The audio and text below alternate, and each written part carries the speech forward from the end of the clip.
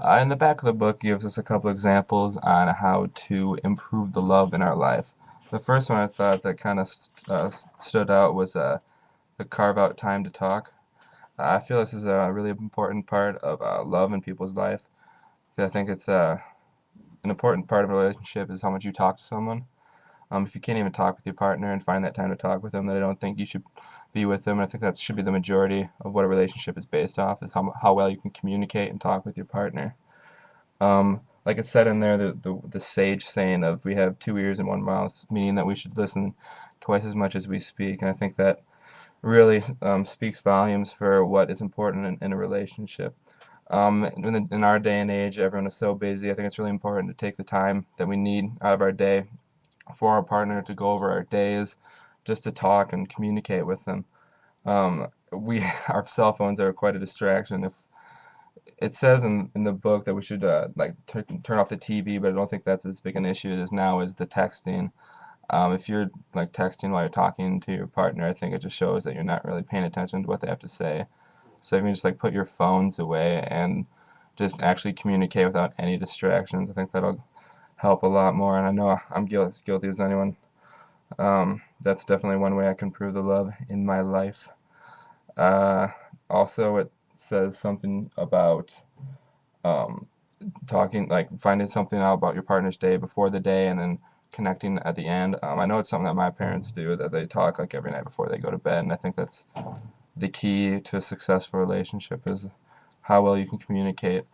And going into that, the other one that I thought was really important was the handling conflicts constructively. I think this is something that I do pretty well, but it's obviously something that I'm not perfect at, so I could definitely improve on.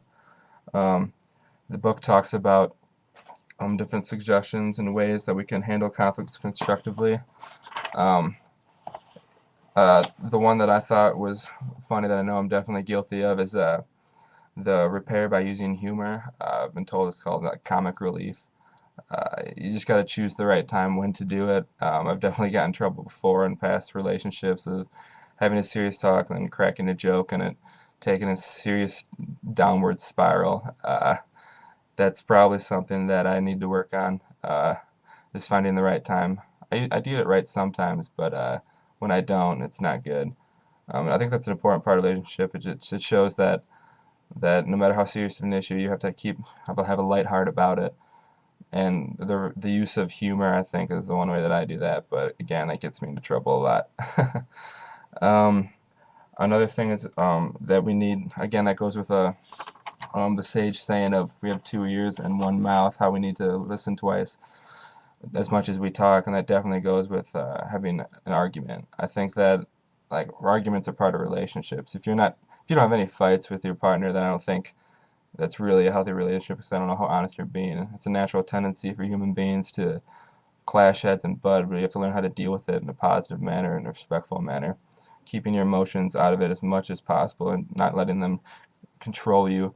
Yes, they're going to be there, but you have to learn how to control your emotions and how to do it in a constructive manner. You got to listen to your partner first. I know I can definitely be guilty of that sometimes, but I try really hard to always listen to what they say and what perspective they're coming from.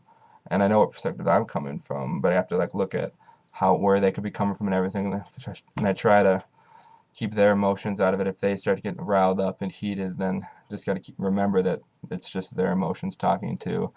That if they say something that they don't really mean it, just all these things you have to be constantly thinking about when you're doing this. Um, Again, it's hard in a relationship when you're talking and you realize you're trying to watch what you say and trying to keep your emotions in check, and it's hard to see your partner not keep their emotions in check and not do the same as being as respectful as it is to you. But again, that's just part of it, and it's something you just got to get over. Yep, and that's it.